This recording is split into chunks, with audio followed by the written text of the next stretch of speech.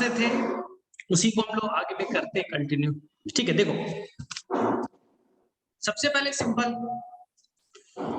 Eukaryotic cell के detail में जाना। तो यूकैरियोटिक हो या प्रोकैरियोटिक हो, बात तो सेम है कि सबसे पहले सेल है तो सबसे पहले बाहर का कवरिंग सेल मेम्ब्रेन होगा। तो ये आपने सेल मेम्ब्रेन बना दिया, सेल मेम्ब्रेन बना दिया। अंदर में फ्लूइड भी बना दिया, this fluid is called the cytoplasm. Cytoplasm, ठीक। अंदर में आपने बना दिया जेनेटिक मटेरियल, जिसे हम कहते हैं डीएनए से बना हुआ है। जेनेटिक मटेरियल डीएनए से बना हुआ है, लेकिन यहां का DNA they are the well covered by the nuclear membrane. वो न्यूक्लियर मेम्ब्रेन से कवर्ड है, और न्यूक्लियर मेम्ब्रेन दो है, एक नहीं है, दो है, ठीक है।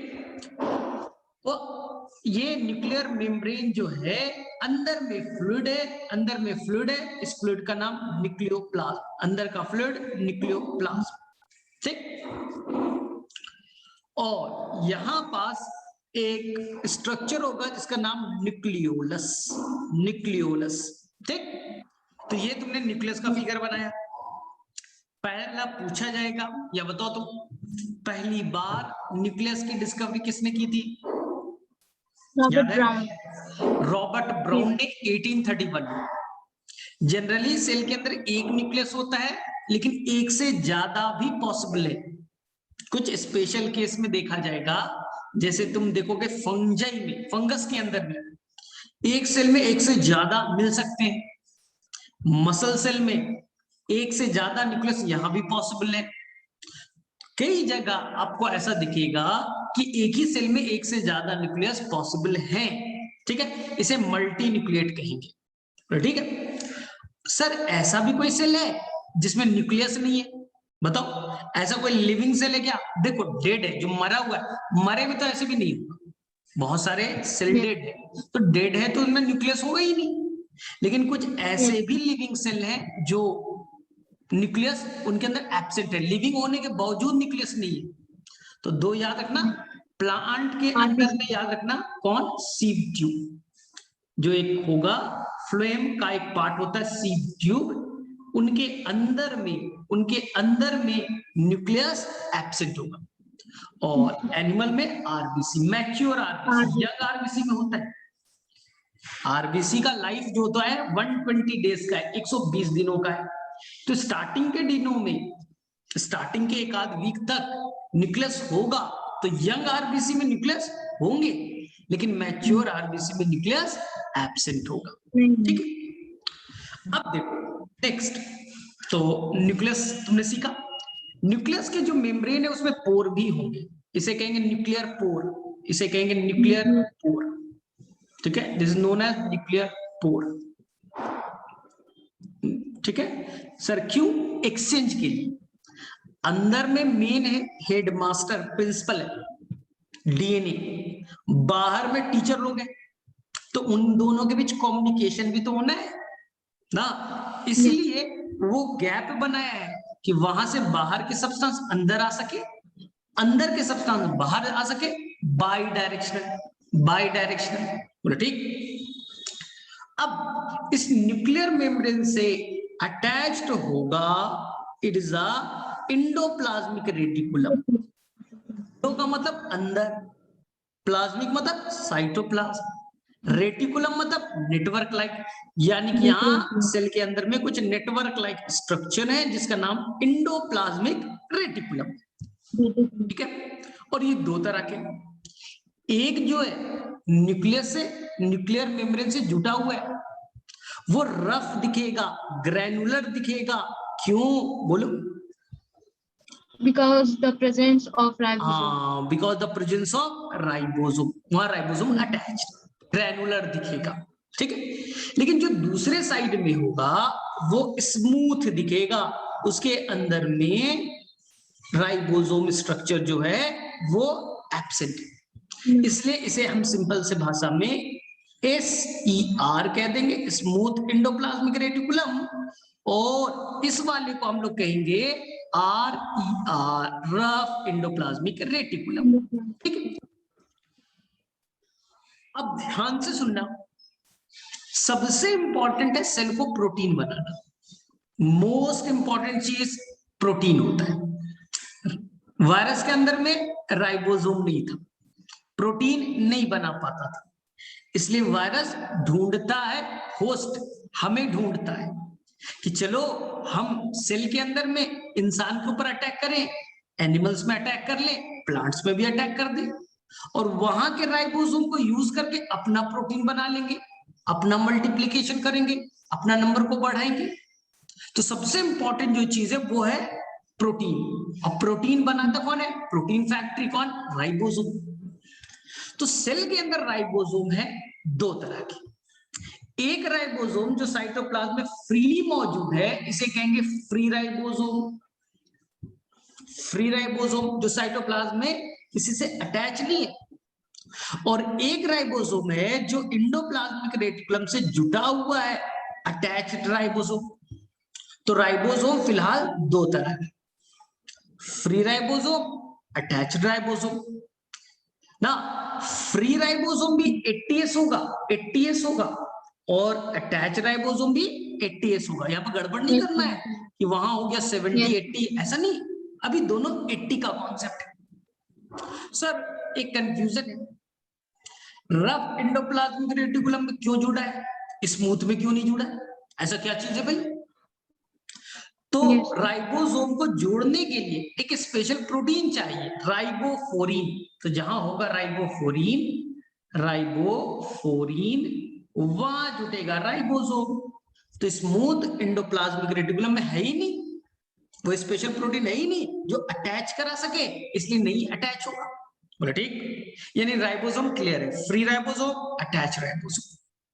तो सर आपने बोला था 70S भी होता है राइबोसोम, हाँ एकदम होते हैं। हाँ कहाँ होगा? तो इसके अंदर में जो सेल ऑर्गेनल है, सभी नहीं, केवल कुछ सेल ऑर्गेनल, जैसे कि प्लास्टिड एंड माइटोकॉन्ड्रिया, ये मैंने माइटोकॉन्ड्रिया बना दिया, ये मैंने प्लास्टिड बना दिया। प्लांट के अंदर प्लास्टिड होगा जिसके अंदर पिगमेंट विगमेंट होंगे, जरूरी नहीं पिगमेंट हो, बहुत सारे ऐसे भी प्लास्टिड है पिगमेंट ही नहीं होगा, ठीक है।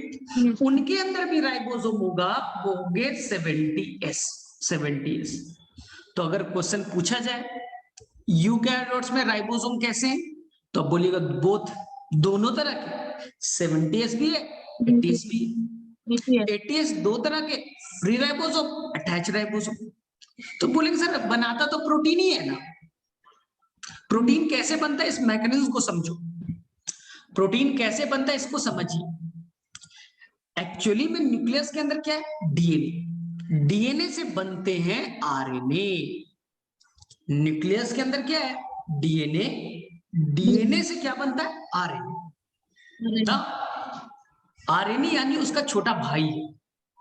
अब ये आरएनए जाएगा कहां?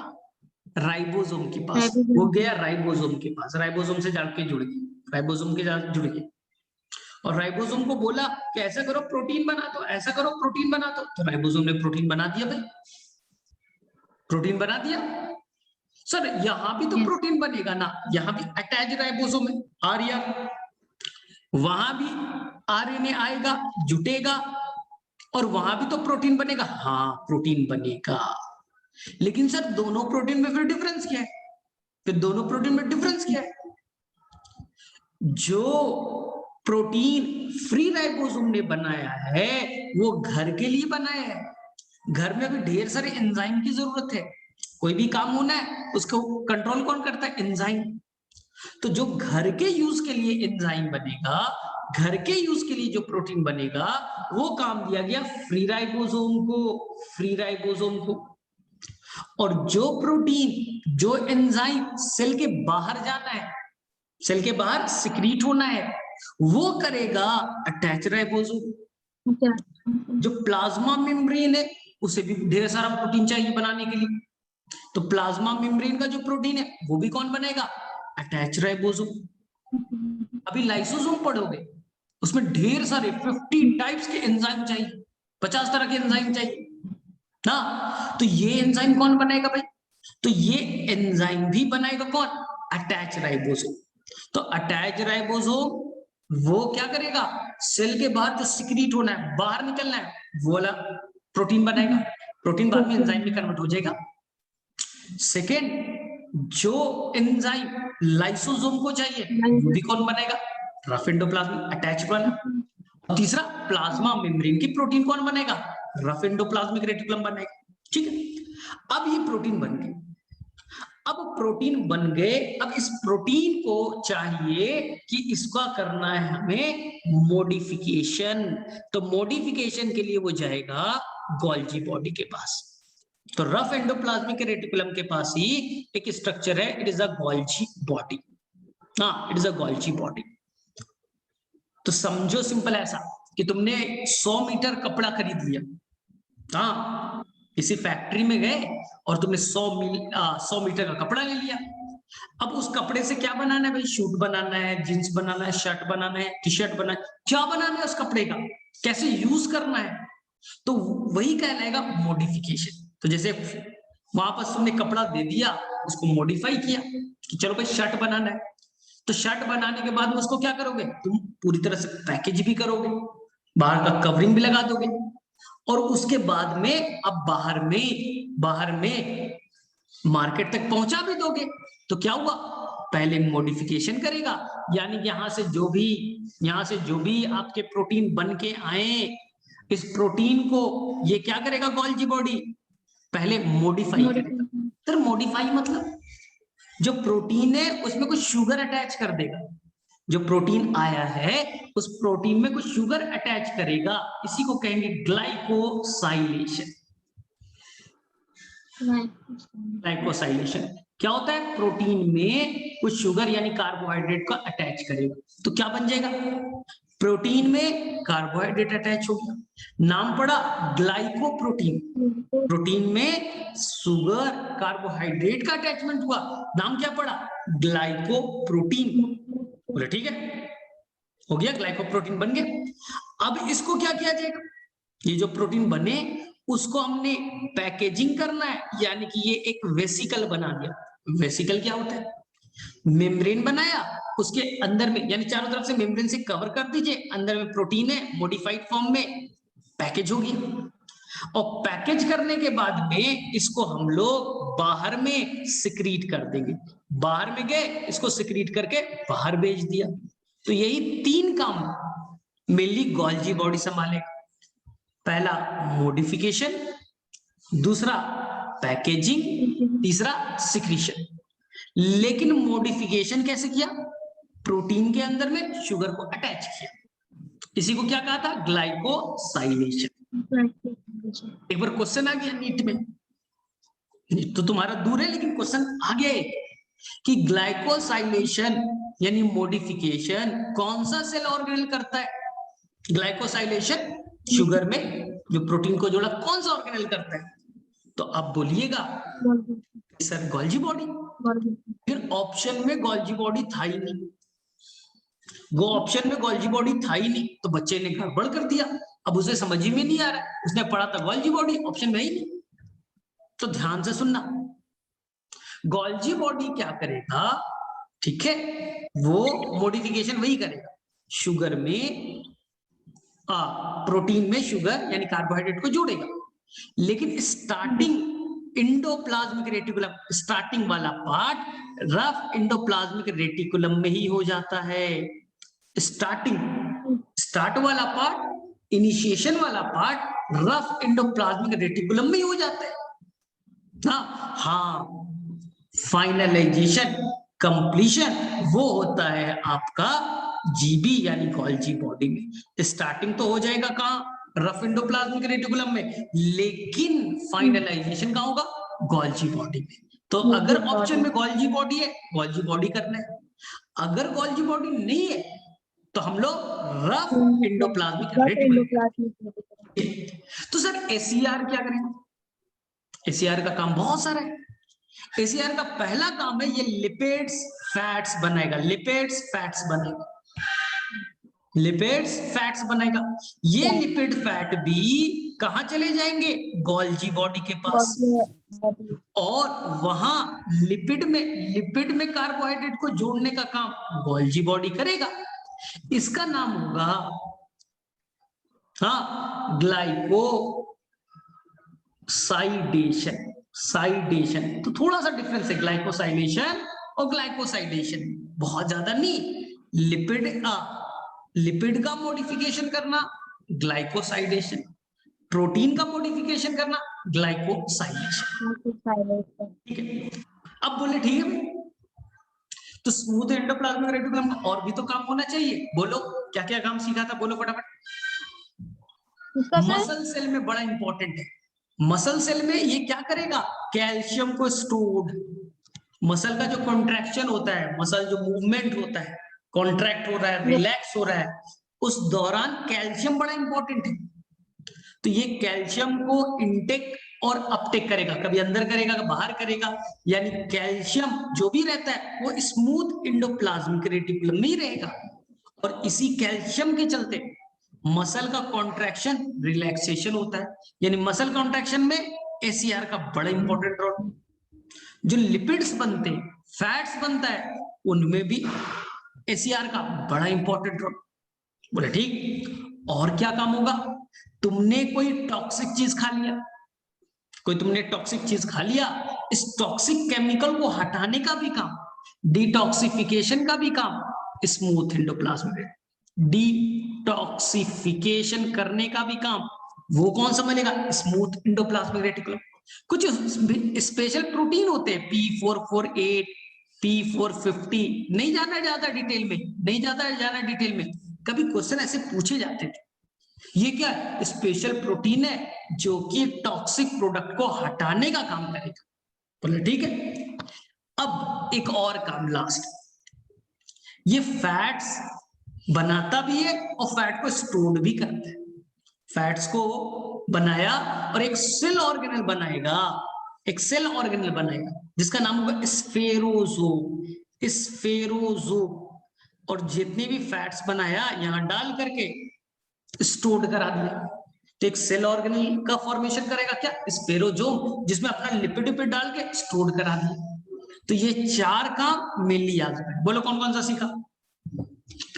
एक लिपिड और प्रोटीन एक लिपिड बनाना, हाँ लिपिड बनाएगा, स्फेरोजोम ऑर्गेनल बनाना, हाँ, और तीसरा डिटॉक्सिफिकेशन कैल्शियम डिटॉक्सिफिकेशन, और और मसल एक कॉन्ट्रैक्शन एंड रिलैक्सेशन।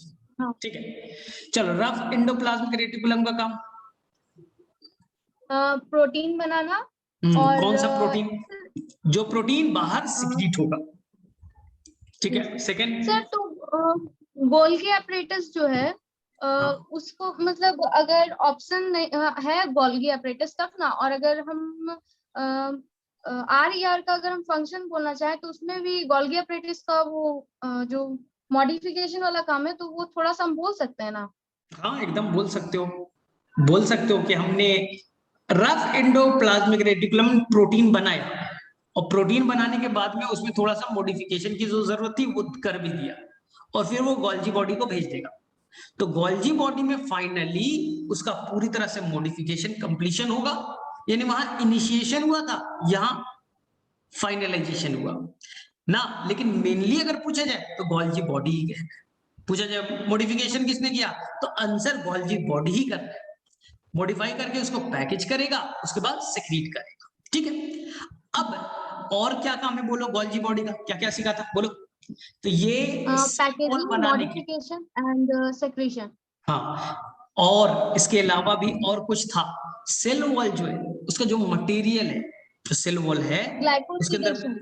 हाँ उसके लिए बहुत सारे मटेरियल की जरूरत पड़ती है, इस मटेरियल बनाने का भी काम गोल्जी बॉडी का, गोल्जी बॉडी का काम मटेरियल बनाने का भी।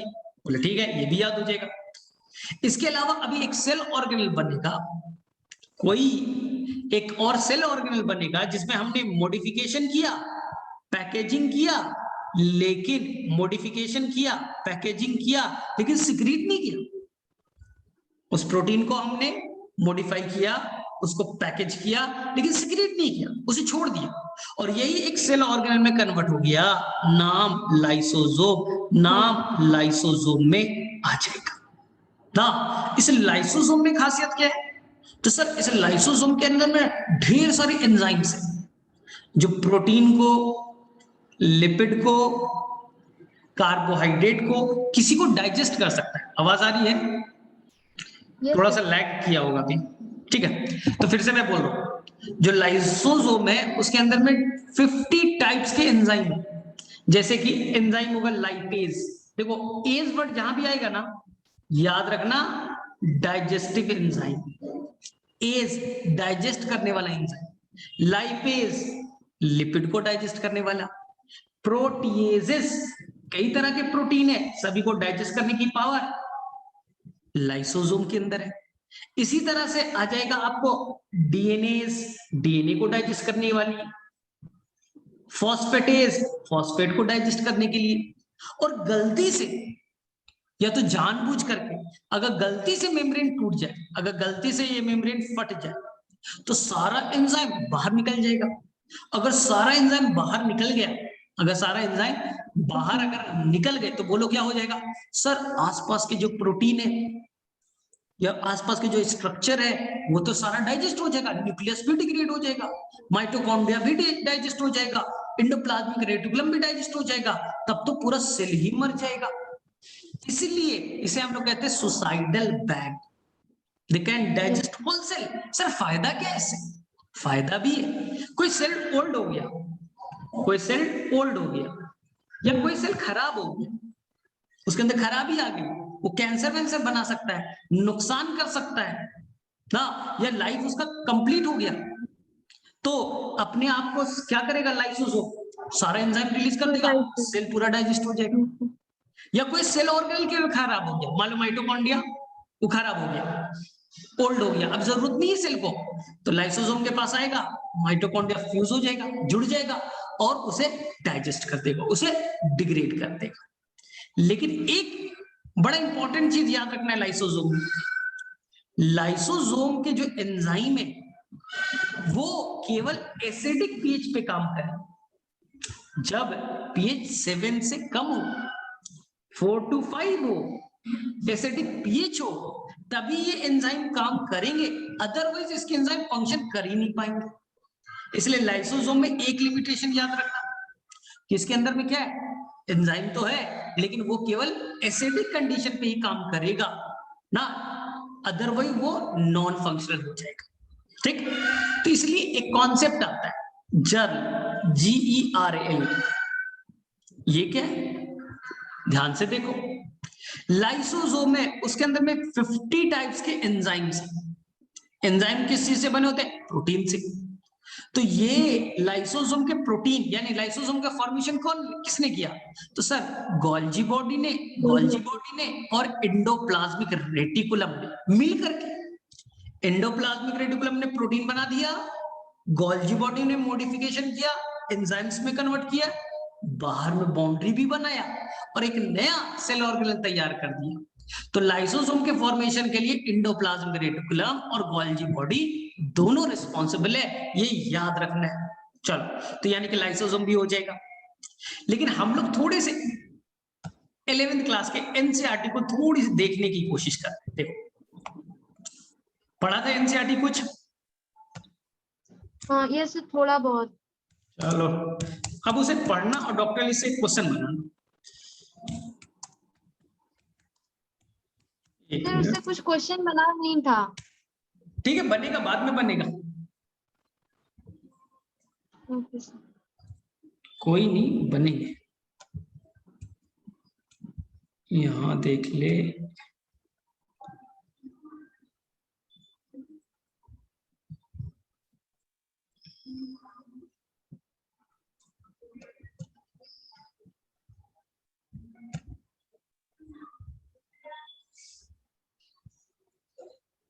गर्मी है वहां? यस सर, बारिश भी हो रही है। बारिश हो रही है आज? मैं भी यहीं आ गया हूँ, घर पे हूँ।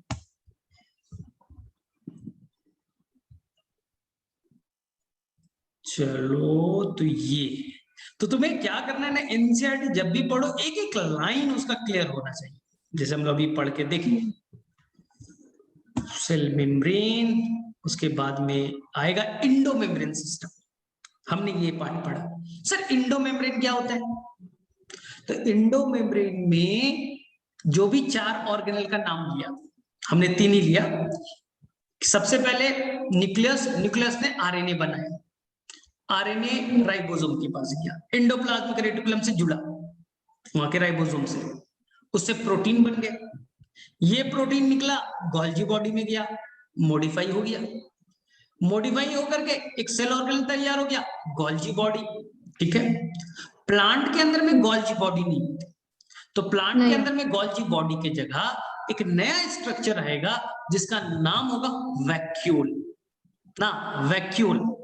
तो ये 4 जो सेल ऑर्गेनल, न्यूक्लियस को काउंट नहीं करना है, जो 4 वेल कोऑर्डिनेट होकर के एक दूसरे से कोऑर्डिनेट मैनर में काम कर रहे थे, endoplasmic reticulum, Golgi body, lysosome और वैक्यूल, ये 4 ऑर्गेनल जिनका काम एक दूसरे से कोऑर्डिनेट था, मिलजुल करके काम कर रहे थे, इसी का नाम है इंडोमेम्ब्रेन सिस्टम।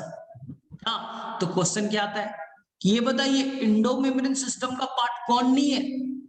तो बोलिएगा सर माइटोकॉन्ड्रिया नहीं है, प्लास्टिड नहीं है, कुछ सेल ऑर्गेनल का नाम आएगा, पेरोक्सिसोम वगैरह, वो सब नहीं है, बस 4 ही है।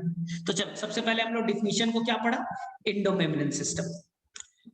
ठीक है, और ये सभी के सभी सेल ऑर्गेनल मेम्ब्रेन बाउंड थे, मेम्ब्रेन से कवर्ड थे, एक मेम्ब्रेन से। Each membrane organelle distinct in term of structure, सब सेल ऑर्गेनल का स्ट्रक्चर अलग होता है, फंक्शन सबका अलग होता है। ठीक है, लेकिन वो कंसीडर एक साथ मिलकर के काम करना पसंद करते हैं system, because their function are coordinated. Example, ER endoplasmic reticulum, Golgi complex, lysosome and vacuole. Since the function of mitochondria, mitochondria का फंक्शन, क्लोरोप्लास्ट का फंक्शन, पेरोक्सिसोम का फंक्शन रिलेटेड नहीं है, एक दूसरे से मिले जुले नहीं है, इसलिए उन्हें हम लोग with the above component they are not considered as part of endomembrane system। उनका फंक्शन एक दूसरे से कोऑर्डिनेट मैनर में नहीं है, इसलिए उसका हम लोग क्या कहेंगे, सिंपल से भाषा में कहेंगे वो इंडोमेम्ब्रेन सिस्टम का पार्ट नहीं। चलो एंडोप्लाज्मिक रेटिकुलम क्या करेगा, चलो तो एंडोप्लाज्मिक रेटिकुलम का मेन अगर फंक्शन पूछा जाए तो तुम आंसर में क्या करना, तुम आंसर में ये बोलना कि ये सेल है, ये सेल है, तुम्हें बताया होगा, ये सेल और ये सेल, सेल के बीच में जो गैप है, ये वाला पार्ट, जो स्पेस है, इसे हम लोग कहेंगे इंटरसेलुलर स्पेस। इंटरसेलुलर स्पेस, जो सेल के बीच में गैप है, इसे स्पेस को कहेंगे इंटरसेलुलर स्पेस। ठीक, लेकिन जो सेल के अंदर में खाली जगह होगा, सेल के अंदर में जो खाली जगह होगा, उसे कहेंगे इंट्रासेलुलर स्पेस, इंट्रासेलुलर स्पेस। अब इस इंट्रासेलुलर स्पेस को देखो, ये न्यूक्लियस और इस एंडोप्लाज्मिक रेटिकुलम ने क्या किया, इंट्रासेलुलर स्पेस जो अंदर का पूरा जगह था, उसको 2 पार्ट में डिवाइड किया। एक अंदर का पार्ट, ये अंदर का पार्ट इसे कहेंगे ल्यूमिनल स्पेस। अंदर वाला, अंदर का एनवायरनमेंट अलग होगा, तो वहां पर फंक्शन अलग तरह का होगा। बाहर का एनवायरनमेंट अलग होगा, तो अंदर का एनवायरनमेंट अलग है, तो ये एक नया जगह बनाया, इसे कहा ल्यूमिनल स्पेस। और जो बाहर का बना, बाहर का जो खाली पार्ट बन गया, इसे कहा एक्स्ट्रा ल्यूमिनल स्पेस, यानी साइटोप्लाज्म। तो देखो हम लोग एकदम एनसीईआरटी के वर्ड्स को पढ़ेंगे। इलेक्ट्रॉन माइक्रोस्कोप, देखो सेल को इतना छोटा है, हम तो नेकेड आई से देख भी नहीं सकते, उसके अंदर इतना छोटा सेल ऑर्गेनल, कोई माइक्रोस्कोप नहीं, इलेक्ट्रॉन माइक्रोस्कोप से ही हम देख सकते हैं। Studies of eukaryotic cell reveal the presence of network, बोला था endoplasmic reticulum network like structure होता है। ER divide the intracellular space, confuse नहीं होना, 2 सेल के बीच का गैप इंटरसेलुलर स्पेस, एक ही सेल के अंदर का गैप, अंदर का खाली जगह intracellular space. Intracellular space into 2 distinct compartment, यानी तो मैंने अपने घर में, तुम्हारा अपना घर है, इसका नाम है इंट्रासेलुलर स्पेस, उसके अंदर में तुमने एक बाउंड्री बना दिया और बोला मेरा ये क्लासरूम बन गया, मैं यही पढ़ूंगी, बाहर में बहुत डिस्टरबेंस होता है, तो तुमने अपना बाउंड्री बना के घर के अंदर बैठ गए। तो अंदर का नाम क्या दिया, ल्यूमिनल स्पेस, क्योंकि अलग इन्वायरमेंट मिलेगा। और बाहर का क्या लिखा है, ल्यूमिनल इनसाइड द ईयर, और एक्स्ट्रा ल्यूमिनल, ल्यूमिनल के बाहर वाला यानी साइटोप्लाज्म। हो गया सिंपल। चलो, द ईयर ऑफन, यानी कि देखा जाता है कि राइबोसोम से अटैच होते, लेकिन न्यूक्लियर मेम्ब्रेन है ना, न्यूक्लियर मेम्ब्रेन के जो 2 लेयर है उससे भी अटैच हुआ है। राइबोसोम एंडोप्लाज्मिक रेटिकुलम पे होता है, लेकिन जो न्यूक्लियर मेम्ब्रेन के 2 लेयर है, आउटर और इनर, आउटर में भी राइबोसोम अटैच हुए भी मिलते हैं। ठीक है, अब देखो यहां तक मेरे में से कर लोगे, यहां तक कोई भी प्रॉब्लम नहीं है, इसके सारे फंक्शन कर लोगे, एसीआर के 4 फंक्शन आएगा, तो देना सिंपल से लिपिड बनाएगा। ठीक है, और बहुत सारे हार्मोन में हमारे लिपिड से बनते हैं, हमारे अंदर ग्लैंड है और ग्लैंड से हार्मोन बनता है, तो कई सारे हार्मोन तो हमारे अंदर में लिपिड से बनते हैं। तो वहां पर उस ग्लैंड में कौन एक्टिवेट होगा सर, उसके अंदर में एक्टिवेट कौन होगा, स्मूथ एंडोप्लाज्मिक। और जब प्रोटीन से बने, बहुत सारे हार्मोन प्रोटीन से बने, तो उस ग्लैंड में कौन ज्यादा एक्टिव होगा, रफ एंडोप्लाज्मिक रेटिकुलम। जो लिपिड वाला है वहां स्मूथ एंडोप्लाज्मिक रेटिकुलम। तो मेरे में से क्लियर है। चलो, गोल्गी एपरेटस, एकमात्र साइंटिस्ट जिनके नाम पे सेल ऑर्गेनल का नाम रख दिया गया, बाकी किसी के नाम पे नहीं रखा ना। ये एकमात्र साइंटिस्ट है जिनके नाम पे सेल ऑर्गेनल का नाम भी पड़ गया, कैमिलो गोल्गी। कब, डेट याद रखना, 1898। ठीक है, 1898। ठीक है, अब इसके अंदर में कौन कौन सा सिस क्या है, ट्रांस क्या है, ये सीख लिया। चलो फटाफट, बहुत ही आसान सा है। तो ये तुम्हारा सेल है, ये तुम्हारा न्यूक्लियस है। ठीक है, अब देखो, ये देखो जो न्यूक्लियस के पास वाला पार्ट है, न्यूक्लियस के तरफ वाला पार्ट है ना, उसी को कहेंगे हम लोग सिस। सिस, ठीक। ये नजदीक है, नजदीक को बायोलॉजी में एक वर्ड कहते हैं प्रॉक्सिमल। प्रॉक्सिमल, दूर को कहते हैं डिस्टल, दूर को डिस्टल। और ये बच्चा कॉन्वेक्स, जैसे लेंस पढ़ोगे ना, तो कॉन्वेक्स और कॉन्केव का कॉन्सेप्ट है। ठीक है, अब देखो यहां पास ये गोल्जी बॉडी है, ये सिस्टर्नी कहलाता है। इस तरह का वर्ड, फ्लैट स्ट्रक्चर जो इस तरह का बना हुआ है, इसे सिस्टर्नी कहते हैं, सिस्टर्नी कहते हैं। उसमें कुछ ट्यूब लाइक स्ट्रक्चर होंगे, इसे ट्यूब्यूल्स कहेंगे, ट्यूब्यूल्स कहेंगे। और अंदर में कुछ फ्लूइड से भरा स्ट्रक्चर होगा, वेसिकल। 3 पार्ट, एक हो गया सिस्टर्नी, जो फ्लैट स्ट्रक्चर दिखा, सिस्टर्नी। ठीक है, दूसरा कौन हो गया, ट्यूब्यूल्स, ट्यूब की तरह दिखाएगा, इस तरह का दिखेगा। ठीक है, और तीसरा क्या हो गया, वेसिकल।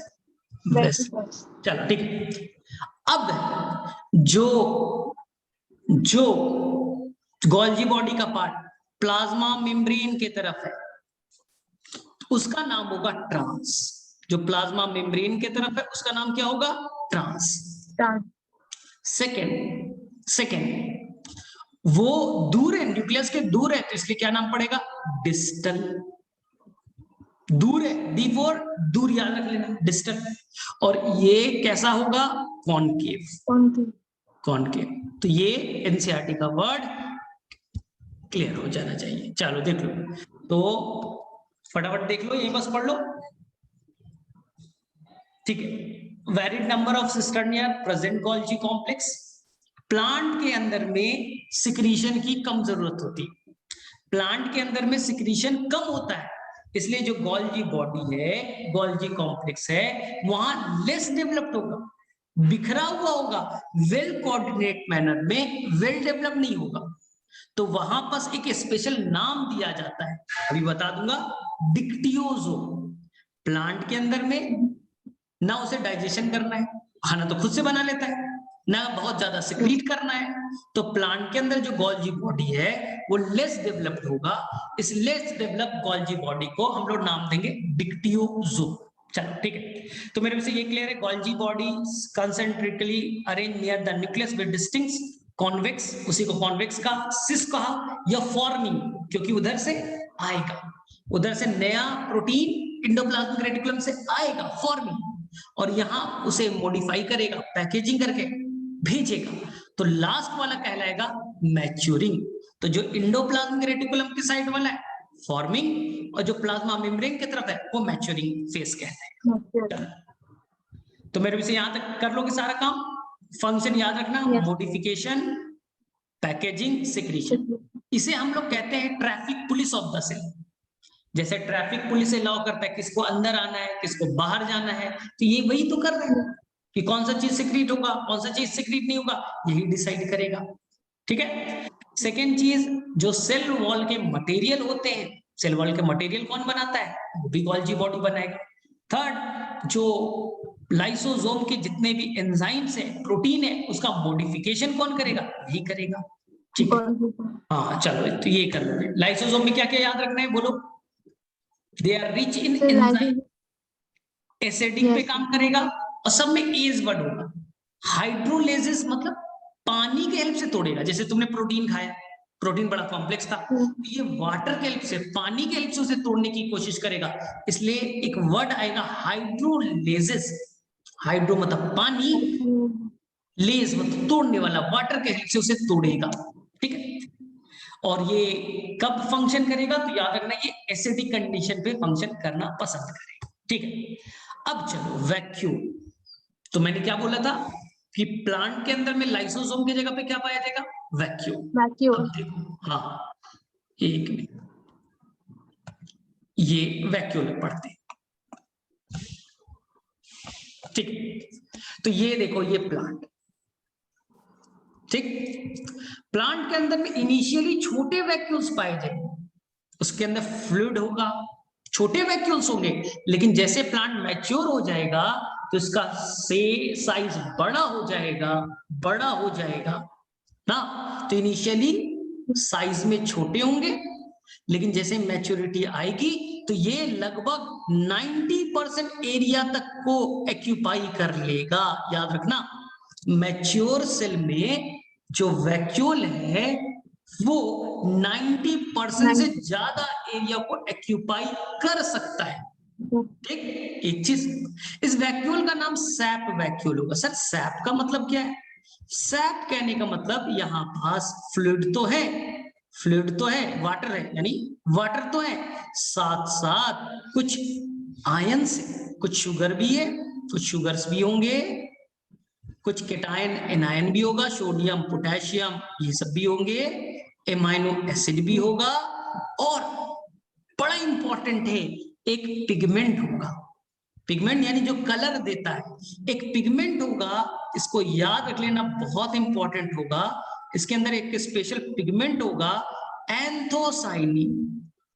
एंथोसाइनिन सर पिगमेंट तो क्लोरोप्लास्ट में होता है, हाँ होता है, वो पिगमेंट फोटोसिंथेसिस करता है। ये जो पिगमेंट है वो कलर प्रोवाइड करता है, कलर प्रोवाइड करता है, और ये वाटर सॉल्युबल है, वाटर सॉल्युबल है, पानी में घुल सकता है। ध्यान से सुनना, बहुत अच्छे से समझा रहा हूं। कभी गाजर खाया है, हाँ खाया है, ऑरेंज कलर का होता है, खाया, क्या तुम्हारे टंग पे दांतों में लगा, नहीं सर नहीं लगा, खाया। मूली खाया, उसके अगर पत्तियां खा लो, हरे रंग का है, सर तो हमारा जो टंग है, जुबान है, तो वो सर हरे रंग का क्यों नहीं होता। लेकिन जामुन खाते तो सर जामुन का कलर हो जाता है। सर जब कभी चुकंदर खाते हैं, बीट रूट, तो सर चुकंदर का कलर जो हल्का रेडिश वाला है वो तो हो जाता है हमारा, जामुन में कलर हमारे टंग पे आ जाता है, सर क्यों, बहुत अच्छे से समझना। जामुन के अंदर में या बीटरूट चुकंदर के अंदर में पिगमेंट कौन है, एंथोसाइनिन, ये वाटर सॉल्युबल है।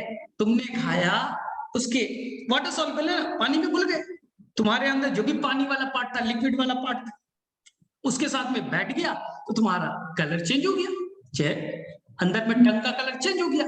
लेकिन जब गाजर खाया, उसके अंदर भी पिगमेंट होते हैं, कैरोटीन होता है, लेकिन सर उससे क्यों कलर नहीं आया, क्योंकि वो लिपिड सॉल्युबल है, और लिपिड सॉल्युबल है, हमारे मैक्सिमम पार्ट हमारे अंदर में क्या है, वाटर है, तो वो लिपिड सॉल्युबल है, वो लिपिड में घुलता है, पानी में नहीं घुलता। इसलिए तुमने गाजर खा लिया, कोई कलर नहीं आया। तुमने हरी पत्तियां खा ली, कोई कलर नहीं आया, इसका रीजन यही है, याद रखना।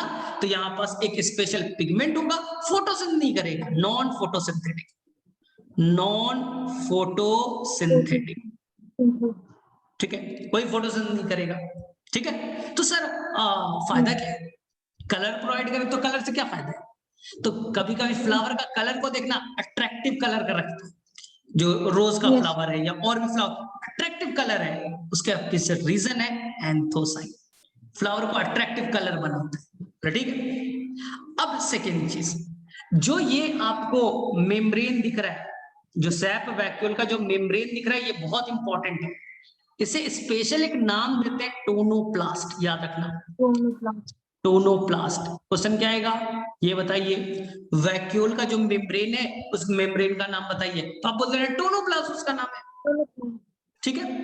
अंदर में सबसे लार्जेस्ट सेल ऑर्गेनेल है, याद रखना 90% से ज्यादा एरिया को एक्यूपाई कर सकता है, अंदर में वाटर होगा, हाँ वेस्ट मटेरियल भी होगा, इसलिए इसे डस्टबिन भी कह सकते हो आप, इसे डस्टबिन ऑफ द सेल भी कह सकते हो, शुगर भी होंगे, एमाइनो एसिड भी होगा, ठीक है, प्रोटीन के टुकड़े को एमाइनो एसिड कहते हैं, पिगमेंट भी होंगे, सभी जगह नहीं, जैसे जामुन में मैंने बताया, जैसे कि मैंने बीट रूट में, चुकंदर में बताया, और ये मेम्ब्रेन याद रखना है। तो चलो एनसीईआरटी देखते हैं क्या क्या है इसमें। चलो the vacuole is the membrane bound cell organelle है जो मेम्ब्रेन से कवर्ड है, इट कंटेन्स वाटर, पानी होगा, सैप, एक्सक्रेटरी प्रोडक्ट, बोला था ना डस्टबिन ऑफ द सेल कहेंगे, and other material not useful for the cell, यानी वेस्ट मटेरियल डस्टबिन हो गया। The vacuole is bonded by single membrane, अभी तक चारों हम लोग पढ़ा, चारों सिंगल मेम्ब्रेन है। In plant cell vacuole can occupy up to, अरे अप टू नहीं, अप टू से ज्यादा भी, 90% से ज्यादा भी एरिया को एक्यूपाई, वॉल्यूम को एक्यूपाई कर सकता है। तो क्वेश्चन आएगा सबसे लार्जेस्ट सेल ऑर्गेनल कौन है, तो आप बोलेगा वैक्यूल, सेकंड कौन है तो बोलेगा न्यूक्लियस, फिर प्लास्टिड, फिर माइटोकॉन्ड्रिया ना। तो कभी कभी अरेंज करने के लिए पूछता है, तो सबसे बड़ा तो वैक्यूल निकल गया। हाँ एनिमल में नहीं होते, एनिमल में ये सैप वैक्यूल नहीं होता, डिफरेंस भी याद रखिएगा। तो सर हमारे अंदर में छोटे छोटे दूसरे वैक्यूल्स होंगे, कुछ फूड वैक्यूल्स होगा, या इस तरह का स्ट्रक्चर पाया देगा एनिमल सेल में, फूड को, खाने को डाइजेस्ट करने के लिए फूड वैक्यूल होगा, ठीक। Second, in plant the tonoplast, tonoplast समझ में आया, मेम्ब्रेन, वैक्यूल की जो मेम्ब्रेन है उसे टोनोप्लास्ट कहेंगे। Facilitate the transport of number of ions, उसको क्रॉस करके आयंस वगैरह अंदर आएंगे। Against concentration gradient into vacuole, ये समझ में नहीं आया, ठीक है, देखते क्या है, ये सीख लेते हैं फटाफट, सीखते हैं। देखो अगेंस्ट कंसंट्रेशन ग्रेडियंट वर्ड क्या है, ये देखो, ये सेल, ये वैक्यूल, मान लो वैक्यूल के अंदर 100 सोडियम, 100 सोडियम, बाहर में सोडियम 10 है, अंदर में 100 है, बाहर में कम है, अंदर में ज्यादा है, फिर भी चाहता है, फिर भी मेम्ब्रेन चाहता है कि उसे अंदर लेंगे, तो बाहर कम है, अंदर में ज्यादा है, फिर भी वो चाहता है कि ले लें, तो यही हो गया अगेंस्ट कंसंट्रेशन ग्रेडियंट। नहीं तो क्या होता है, अंदर में 100 है, बाहर में 200 है, तो अपने आप 200 से 100 की तरफ चला जाएगा, तो ये हो गया विथ कंसंट्रेशन ग्रेडियंट। ग्रेडियंट का मतलब डिफरेंस, तुम्हारे पास 100 रुपए है, मेरे पास 500 रुपए है, तो मैंने बोला इसके पास तो पैसा कम है, ले ले भाई कुछ पैसा मुझसे ले लो, तो ये हुआ विथ कंसंट्रेशन ग्रेडियंट। मैं चाहता हूं कि तुम्हारे पास कम है, मेरे पास ज्यादा है, तो भाई ले लेना मुझसे, ये हो गया विथ कंसंट्रेशन ग्रेडियंट। ग्रेडियंट मतलब डिफरेंस, कंसंट्रेशन मतलब अमाउंट, ठीक। यहां पर क्या है, तुम जा रहे हो मार्केट, तुम्हारे पास 100 रुपए है, रास्ते में 10 रुपए का एक नोट गिरा है, क्या करेगा बच्चा, ले रही, अरे 10 रुपए है रख लेते ना, जबकि तुम्हारे पास ऑलरेडी 100 रुपए है, फिर भी रास्ते में 10 रुपए गिरा है, अगेंस्ट कंसंट्रेशन ग्रेडियंट तुमने ले लिया, अगेंस्ट कंसंट्रेशन तुमने ले लिया, ठीक है। इसके लिए आपको बच्चा एनर्जी खर्च करना पड़ेगा, एटीपी। अगर तुम कम से ज्यादा ले जाओगे तो एटीपी ताकत खर्च करना पड़ेगा, लेकिन तुम ज्यादा से कम ले जा रहे हो, 200 से 100 ले जा रहे हो, तो एटीपी की जरूरत नहीं पड़ेगी। तो चलो फिर से लाइन को पढ़े एनसीईआरटी की। ठीक है, क्या लिखा है? Concentrate. Hence, their concentration is significantly higher in the vacuole than in the cytoplasm. Cytoplasm में 10 थे, यहाँ 100 था, फिर भी उसने ले लिया, तो साइटोप्लाज्म में धीरे धीरे और घट जाएगा, 5 4 3 2 हो जाएंगे, और अंदर में और बढ़ जाएगा, तो अंदर में ज्यादा होगा, बाहर में कम। चलो सेकेंड, अमीबा के अंदर में कॉन्ट्रैक्टाइल वैक्यूल होगा। सर ये क्या होता है कॉन्ट्रैक्टाइल वैक्यूल? चलो पढ़ते हैं। कॉन्ट्रैक्टाइल वैक्यूल का कॉन्सेप्ट सीखे तो ये है तुम्हारा कॉन्ट्रैक्टाइल वैक्यूल। देखो ये अमीबा है, अमीबा कोई शेप नहीं होता, कैसा भी बना। कहाँ रहता है? सॉल्टी कंडीशन में, समुद्र वाले पानी, समुद्री इलाके में रहता है। तो बाहर में सॉल्ट, एक मिनट, बाहर में सॉल्ट ज्यादा, ठीक है, बाहर में सॉल्ट ज्यादा है, अंदर में भी इसके होते हैं कुछ केटायन एनायन, इसके अंदर भी होता है केटायन एनायन सॉल्ट वगैरह, इसके अंदर भी होते हैं। तो बाहर में कितने? 5, अंदर में भी कितने? 5। पानी हमेशा उधर ही जाता है जिधर सॉल्ट का अमाउंट ज्यादा हो, जिधर सॉल्ट ज्यादा होगा, सॉल्ट मतलब cation anion, sodium potassium magnesium जो भी है, ठीक है, तो पानी उधर ही जाता है जिधर सॉल्ट का अमाउंट ज्यादा होता है। तो बाहर में भी 5, अंदर में भी 5, तो ना पानी अंदर आएगा ना पानी बाहर जाएगा, जितना पानी अंदर आया उतना पानी बाहर आया, नेट मूवमेंट 0, नेट मूवमेंट 0। अब तुमने क्या किया, इस अमीबा को पकड़ा और फ्रेश वाटर में, रिवर में, लेक में, पॉन्ड में रख दिया। ओशन में नमक होता है, रिवर में, लेक में नमक नहीं होता, तो तुमने रख दिया। जब तुमने रखा तो अंदर में सॉल्ट कितने थे? 1 2 3 4 एंड 5। बाहर में तो है ही नहीं सॉल्ट, तुमने अपने घर के पानी में रख दिया, बाहर में तो सॉल्ट है ही नहीं। तो क्या होगा? पानी अंदर की तरफ आएगा, पानी अंदर की तरफ आएगा, जिधर सॉल्ट ज्यादा पानी का मूवमेंट उधर ही होगा। पानी अंदर आएगा स्वेलिंग हो जाएगा, और पानी आते जा रहा स्वेलिंग होते जा रहा है। एक टाइम आएगा कि वो बस्ट हो जाएगा, वो फट जाएगा, एक टाइम आएगा बस्ट होगा, फट जाएगा, मर जाएगा ना। तो सर अमीबा यानी सर इस पानी में नहीं रह सकता क्या? हमारे घर के पानी में नहीं रह सकता क्या? रहेगा। सर कैसे? अमीबा के अंदर में एक स्पेशल स्ट्रक्चर है जिसका नाम वैक्यूल है। तो यहां पर देखो क्या किया मैंने, यहां पर सॉल्ट थे 1 2 3 4 और 5। एक इसमें था सेल ऑर्गेनल, बहुत छोटा सा अभी था, जिसका नाम है कॉन्ट्रैक्टाइल वैक्यूल। Contractile vacuole. जैसे ही सेल के अंदर पानी आने लगा, ये पानी को पकड़ेगा, साइज को बड़ा करेगा। पानी अंदर आया, साइज को बड़ा किया, पानी अंदर आया, साइज को बड़ा किया, एक्सेस पानी को पकड़ लिया और बाहर में ले जाके छोड़ देगा। यानी तुम्हारी झोपड़ी की घर है, पानी बारिश का पानी आते जा रहा है, क्या करोगे? पूरा घर तबाह हो जाएगा। तो जो भी पानी आ रहा है उसको बकेट में, बाल्टी में भरिए, बाहर में फेंकिए, बाल्टी में भरिए, बाहर में फेंकिए, तो अपने आप को बचा लेगा। यानी कि जब अमीबा कहां था? सॉल्ट वाटर में था, तो सॉल्ट यहां भी 5, यहां भी 5। तो यहां कॉन्ट्रैक्टाइल वैक्यूल था, लेकिन वो बहुत छोटे साइज का था, लगभग डिसअपियर हो गया था, छोटे साइज का था, क्योंकि यहां पर जरूरत नहीं है पानी को बाहर फेंकने की। लेकिन जैसे ही तुमने इसे कहां लेते आया? फ्रेश वाटर में। तो फ्रेश वाटर में लाया तो पानी अंदर आने लगे। पानी जब अंदर आएगा तो ये क्या करेगा? एक्सेस पानी को पकड़ लेगा और पानी को बाहर फेंक देगा। इसी वर्ड को कहते हैं ऑस्मो रेगुलेशन।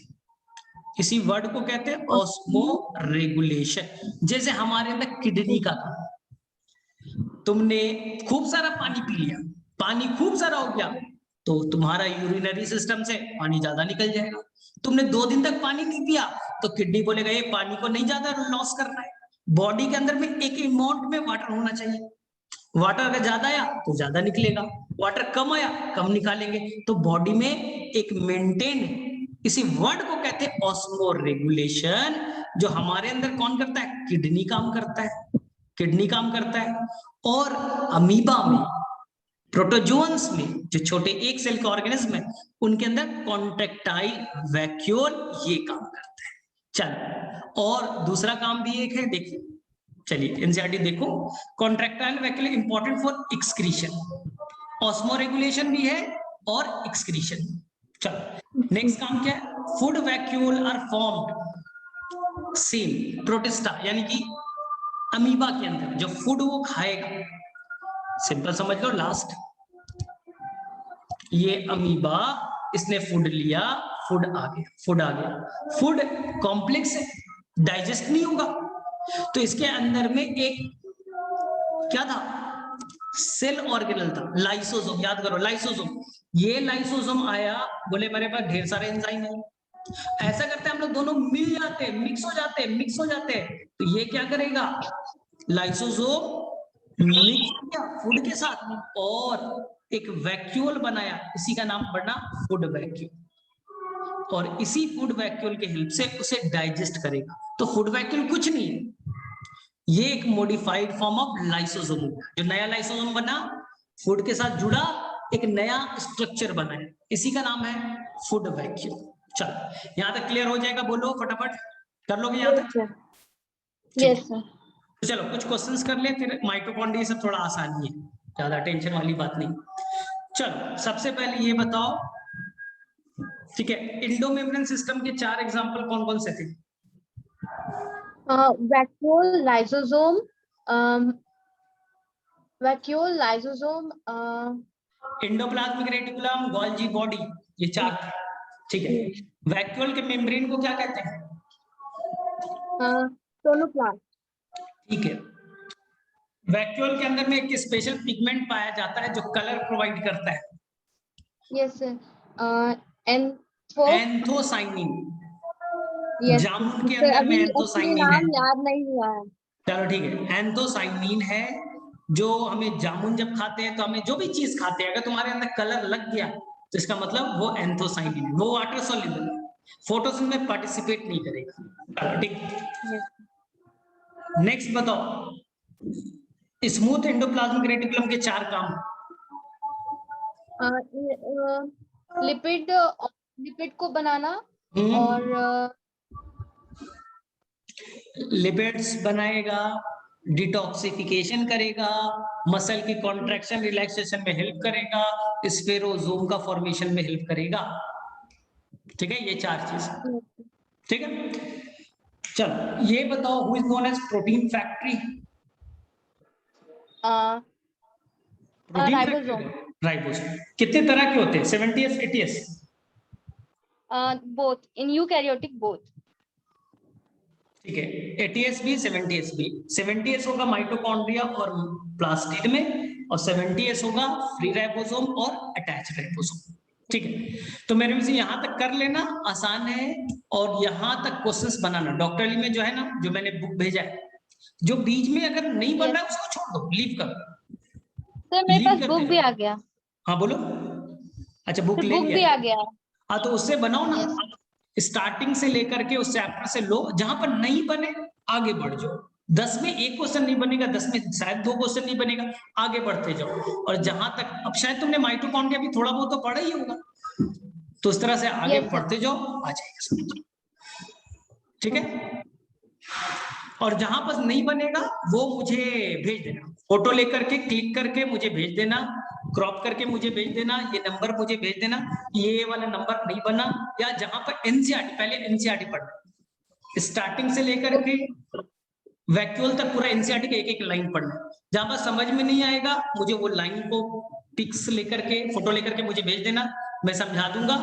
सेकेंड काम, डॉक्टर अली से क्वेश्चंस बनाना, जहां पर नहीं बनेगा मुझे वापस से भेज देना, मैं व्हाट्सएप पे आंसर बता दूंगा, ठीक है। चलो ठीक है सर फिर। यूकैरियोट्स और प्रोकैरियोट्स का मैंने डिफरेंस भेजा हाँ था। उसमें 2-3 गलतियां थी, तो मैं वापस उसको Yes, चेक sir. करता हूँ, मैं भूल गया, 1 हफ्ते हो, 3-4 दिन हो गए, तो मैं थोड़ा सा देखता हूँ फिर वापस से। Okay sir. सर चलो ठीक है। प्लाज्मिड के बारे में लिखा सकता है कि नहीं, यूकैरियोटिक और प्रोकैरियोट्स का किसका? डिफरेंस? सर प्लाज्मिड के बारे में। प्लाज्मिड करेक्ट है, प्लाज्मिड प्रोकैरियोट्स में होता है, यूकैरियोट में प्लाज्मिड नहीं होते, लेकिन सारे प्रोकैरियोट्स में भी तो नहीं होते। ठीक है, यस लेकिन सर, चलेगा, इसलिए ठीक है, तो पूछ रही हूँ। ठीक है, ठीक है, कोई ओके, दिक्कत थैंक नहीं है वो। और बोलो, और क्या था डिफरेंस में? एक ग्लाइकोकैलिक्स के बारे में लिखे थे, फिर membrane bound organelle, membrane DNA bond present organelle सही होता है, है। ग्लाइकोकैलिक्स यहाँ भी होगा, यूकैरियोट्स में अभी आने दो, हम लोग पढ़ेंगे अगले क्लास में जब प्लाज्मा मेम्ब्रेन पढ़ोगे। ओके सर, ठीक है, ठीक है तो चलो ठीक है, तुम बनाओ, कोशिश करो, नहीं बनेगा तो फिर मैं देखूंगा। ठीक है सर, थैंक यू। चलो ठीक है, ठीक है।